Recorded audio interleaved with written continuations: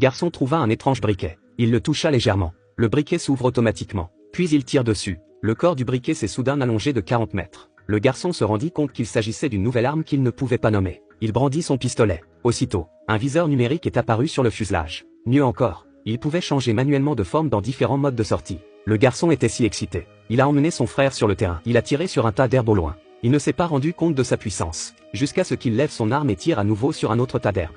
La cible directe fut instantanément réduite en cendres. Son frère est stupéfait. Il prit l'arme et voulut l'essayer à son tour. Mais la gâchette s'est soudain bloquée et a failli lui couper les orteils. Il n'eut d'autre choix que de rendre l'arme à Pascal. Le pistolet s'est déverrouillé instantanément. Oh, mon Dieu, peut-être que l'arme est un fantôme. Mais Pascal a dit qu'il était confus lui aussi. Il y a quelques jours, il est arrivé dans un bâtiment abandonné. Il récupérait de la ferraille pour aider sa famille. C'est alors qu'il a vu un spectacle très étrange. Plusieurs cadavres en armure d'acier gisaient sur le sol, immobiles. Certains avaient même la tête arrachée. Manifestement, il y a eu une violente fusillade à cet endroit.